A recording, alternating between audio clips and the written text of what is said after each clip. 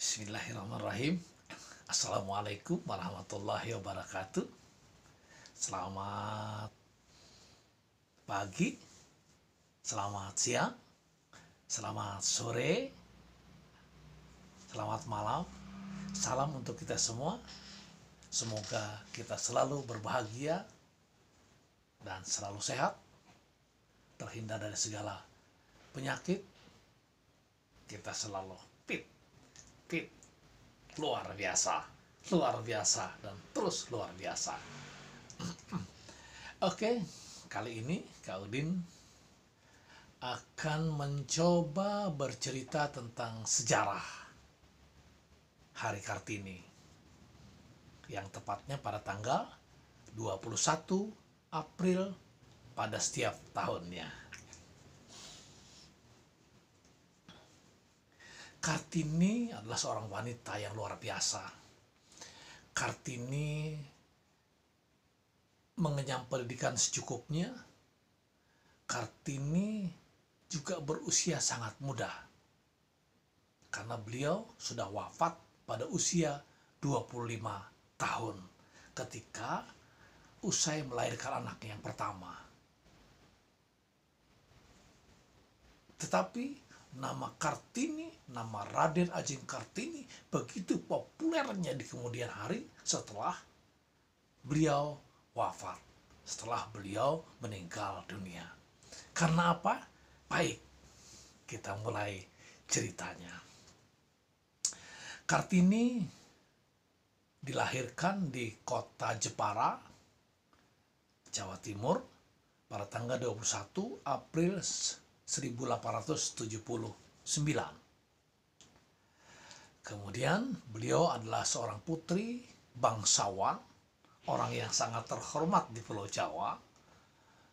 Ayahnya seorang bupati di Jepara, Raden Mas Adipati Aryo Sosro Ningrat, dengan istri atau ibunya M.A. Ngasirah. Artinya Ajeng juga nih.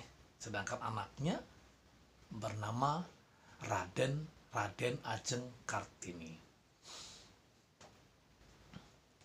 Nah, ternyata kakek Kartini juga seorang pejabat senior, pejabat luar biasa di Pulau Jawa pada saat itu. Beliau adalah Pangeran Aryo Condronegoro IV. Beliau juga bupati. Artinya kakeknya turun ke ayahnya, semuanya pejabat. Oleh karena itu Kartini punya kesempatan yang luar biasa untuk bersekolah, karena beliau adalah keturunan bangsawan. Kartini terkenal dengan pejuang emansipasi wanita Indonesia. Kartini juga dikenal membangun kesetaraan gender. Artinya pada masa itu kesetaraan laki-laki dan perempuan sangat cingkrang, sangat jauh. Laki-laki punya kesempatan yang luar biasa di Nusantara, di Hindia Belanda, karena kita belum merdeka, nama kita belum Indonesia, waktu itu masih Hindia Belanda. Laki-laki punya kesempatan untuk sekolah, kesempatan untuk bekerja, kesempatan untuk bepergian kemana-mana, kesempatan untuk keluar rumah, luar biasa. Tapi wanita pada masa itu, begitu usia 12 tahun, sudah dipingit. Artinya, tidak boleh lagi keluar rumah, hanya di dalam rumah saja, menunggu, nanti ada yang melamar, menunggu jodoh. Ya, kalau memang dia seorang ningrat, mungkin mudah sekali dijodohkan. Seperti Kartini juga lebih mudah dijodohkan, walaupun usianya setelah usia di atas 20-an baru Kartini menikah. Lanjutnya, anak wanita pada waktu itu, baik bangsawan, anak-anak perempuan di kota, anak perempuan bangsawan, anak perempuan di kota, anak perempuan desa, sama pada masa itu tidak bisa bebas seperti sekarang. Pada usia 12 tahun pada umumnya sudah dipingit, dikurung dalam rumah, gak bisa keluar, cuma ngintip-ngintip dari rumah. Ya kalau dia memang mandiri mau belajar belajar di rumah, belajar memasak, belajar menggosok, belajar mencuci, belajar apa saja untuk kegiatan wanita di rumah. Bagi yang pandai membaca, belajar dan sebagainya juga di rumah. Nah, karena kesempatan itulah Kartini punya kesempatan untuk sekolah. Sekolahnya juga nggak tanggung-tanggung, di sekolah orang-orang Eropa, ILS, sekolah Eropa Legal School, Europes Legis School, yaitu sekolahnya anak-anak Eropa. Nah, di sanalah kesempatan Kartini untuk belajar bahasa Eropa, yaitu bahasa Belanda. Memang di rumahnya karena ayahnya seorang bupati, bahasa Belanda sudah tidak terlalu jauh dari orang tuanya. Tetapi kan Kartini terbatas karena dia perempuan. Nah, kesempatan di sekolah itulah dia serius sekali belajar. Akhirnya dia menguasai bahasa Belanda, walaupun tidak setata bahasa Belanda aslinya, tetapi dia paham. Nah, kemudian sekolah itu dia menjadi anak yang pintar, dia bergaul, dia berteman dengan anak-anak Eropa. Yang kemudian hari anak-anak Eropa, anak-anak Belanda, anak-anak Prancis, anak-anak yang sekolah di tempat itu, pengusaha-pengusaha besar dan para pejabat Hindia Belanda berteman baik dengan Kartini karena Kartini sangat luas, dan kemudian dia dihormati karena anak bangsawan, anak bupati gitu. Kalau yang biasa-biasa tentulah tidak seperti itu. Nah, kemudian setelah usia 12 tahun lulus ELS, Kartini tidak diperkenankan lagi untuk sekolah, untuk melanjutkan sekolah yang lebih tinggi ke setingkat SLTP atau setingkat SLTA yang sekarang ini. Dia dipingit sama dengan wanita-wanita lain pada masa itu. Padahal ayahnya bupati, ibunya pun keturunan bangsawan, Raden Ajeng juga gitu. Tetapi memang masa itu memang wanita dipingit, ya itu sudah.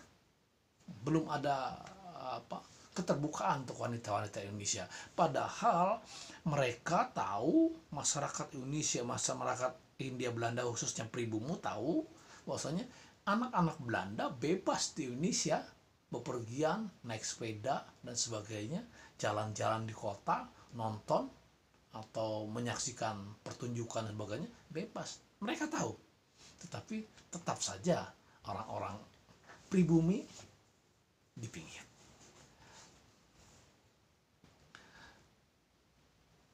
Selama masih lajang, karena sudah dipingit, akhirnya Kartini mandiri, belajar sendiri di rumah.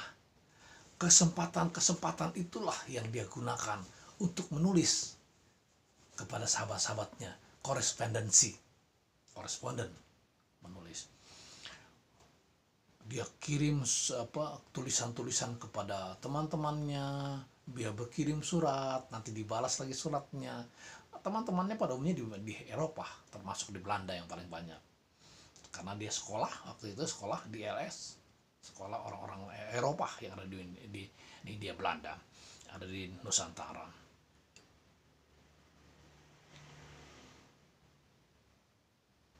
Jadi begitu dia menjadi penulis, dia banyak membaca koran, membaca buku, membaca majalah, semuanya yang dia baca dia usahakan membaca yang tulisan-tulisan Belanda. Tujuannya apa? Supaya memperkuat kemampuan dia berbahasa Belanda. Akhirnya ketika dia berkoresponden atau membuat tulisan yang dikirimnya ke majalah, ke koran, akan diterima karena menggunakan bahasa Belanda yang tepat.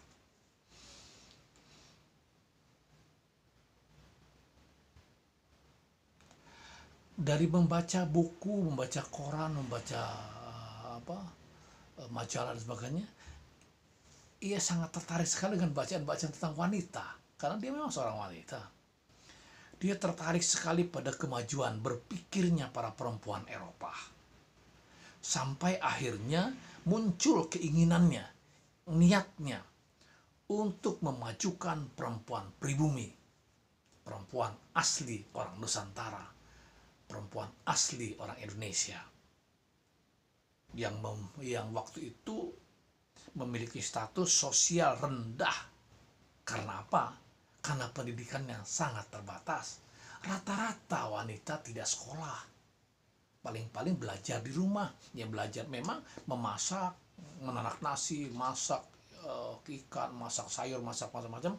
Pintar mereka karena dilatih di rumah sebagai perempuan, termasuk merawat diri, nanti mencoba merawat calon suaminya dan sebagainya, dilatih di rumah, dipersiapkan.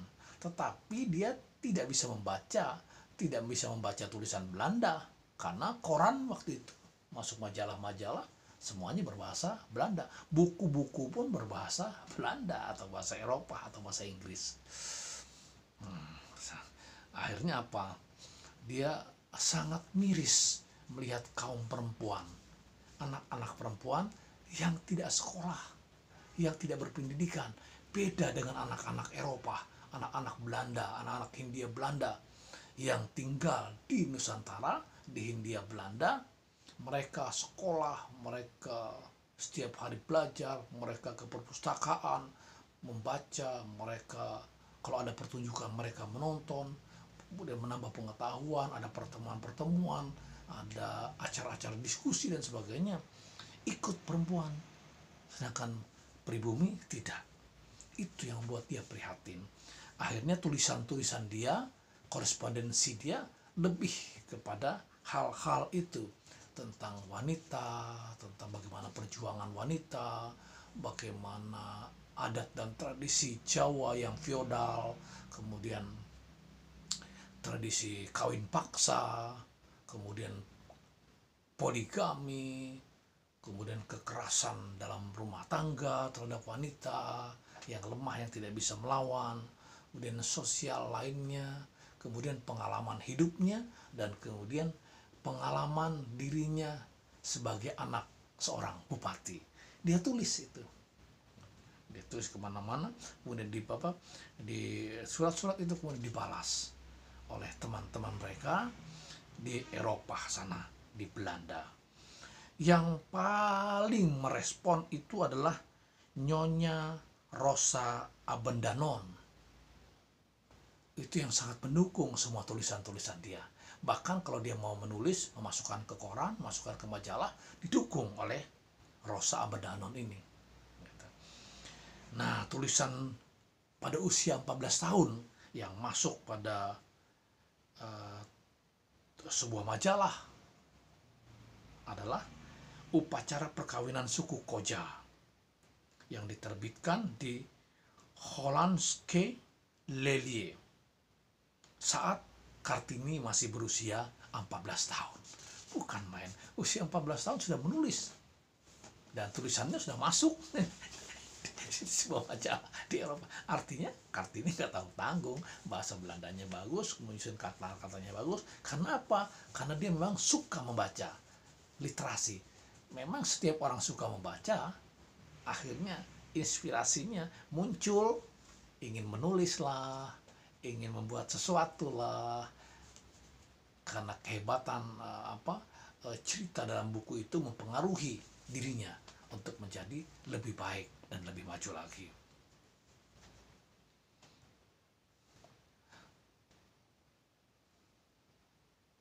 Nah, kemudian Kartini dijodohkan. Kartini dijodohkan oleh orang tuanya dengan seorang Bupati Rembang, KRM Adipati Aryo Singgih Joyo Adiningrat namanya. Bupati tersebut sudah pernah memiliki 3 istri. Jadi Kartini istri keempat. Tetapi memang sudah seperti itu adat dan tradisi di orang-orang pribumi. para pejabat dan para bangsawan di Indonesia, di Pulau Jawa. Jadi tidak heran lagi buat Kartini. Begitu dijodohkan, oke. Karena kenapa dia menerima? Karena memang dia sangat sayang kepada ibunya, sangat menghormati ibunya, dan sangat menghargai, menghormati ayahnya. Begitu dijodohkan, dia pun siap untuk menerima. Nah, saat itu karena suaminya seorang bupati, maka otomatis gaya hidupnya pun berubah. Dari tadi di rumah tangga sebagai anak bingit, sebagai penulis walaupun hanya dalam rumah, kemudian menjadi seorang istri bupati, ya perilakunya berubah. Dia harus pintar berbicara, dia harus pintar ini, pintar itu, kemudian bisa juga melayani ibu-ibu, tamu-tamu sebagai ibu bupati. Ternyata sangat pandai dan sangat mampu untuk menyesuaikan diri Kartini, karena memang dia sudah belajar, kemudian dia sudah menjadi seorang penulis yang sangat terkemuka pada waktu itu. Dan suaminya, sang bupati, mengizinkan untuk Kartini membuka sekolah wanita, sekolah untuk anak perempuan. Karena memang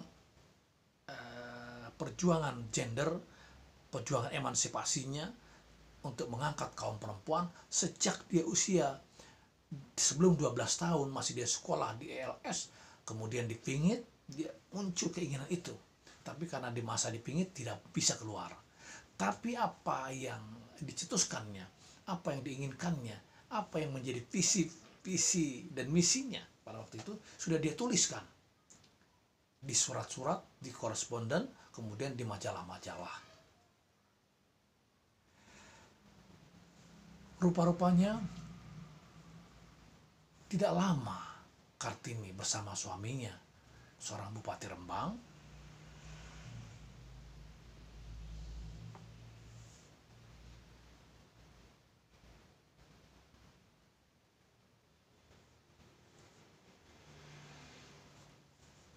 Kartini meninggal dunia di usia 25 tahun setelah melahirkan anaknya, putranya,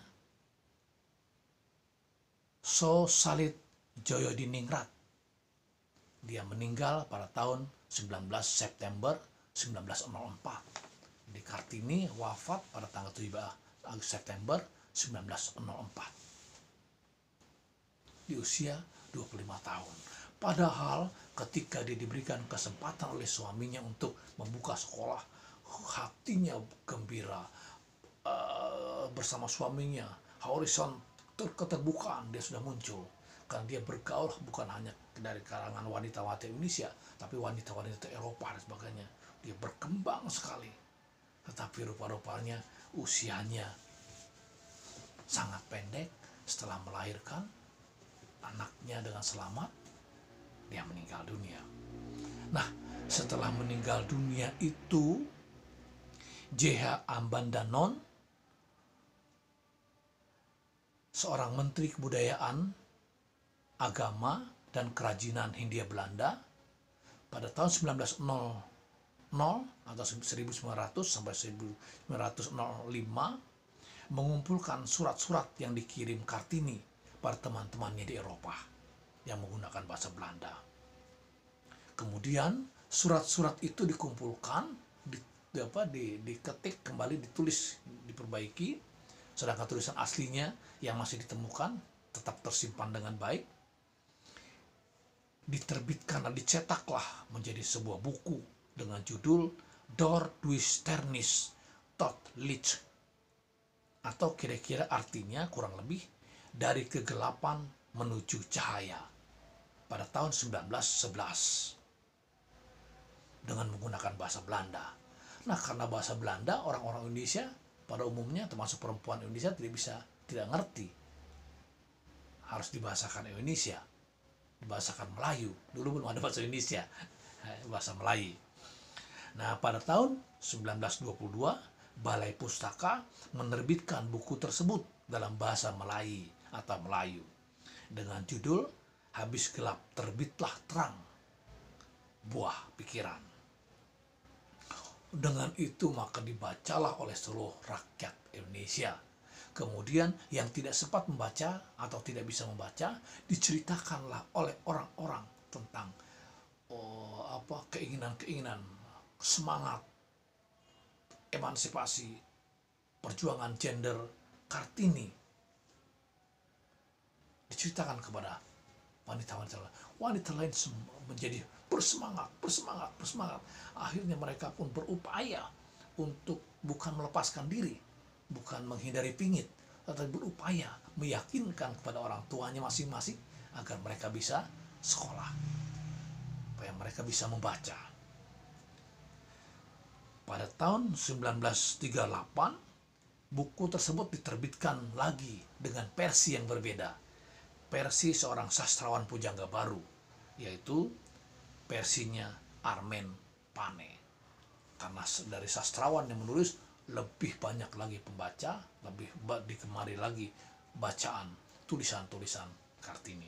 Sedangkan tulisan Kartini yang berbahasa Inggris yang pernah dikirimnya ke teman-temannya lewat koresponden ke teman-temannya di Eropa, itu dikumpulkan oleh seorang wanita yaitu Agnes L. Schemer.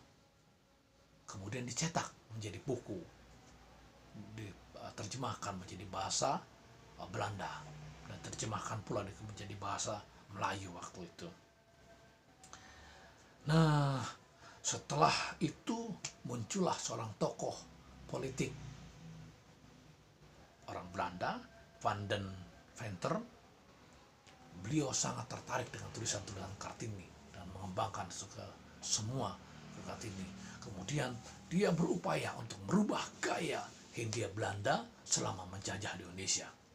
Harus kepada orang pribumi diberikan kesempatan lebih baik, disejahterakan agar lebih baik. Perjuangan itu sampai pada tahun 1915. Beliau pun meninggal, diteruskan oleh istrinya. Istri Van den Venter ini, istrinya membuat sebuah yayasan Kartini namanya. Kemudian yayasan itu membuka sekolah-sekolah wanita di seluruh Nusantara, khususnya di Pulau Jawa dan Sumatera, Bali. Waktu itu masih terbatas.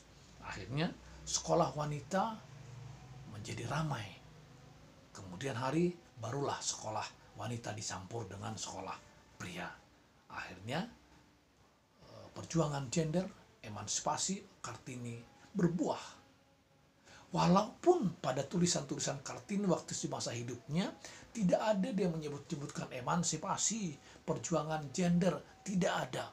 Tetapi hasil dia membaca buku tentang buah pikiran orang-orang wanita-wanita Eropa yang berpikirnya lebih jauh dan lebih maju, itulah yang menginspirasi Kartini untuk berjuang agar wanita di Indonesia juga punya kesempatan yang sama seperti laki-laki di Hindia Belanda di Indonesia pada masa itu. Nah, dengan yayasan ini maka semakin ramailah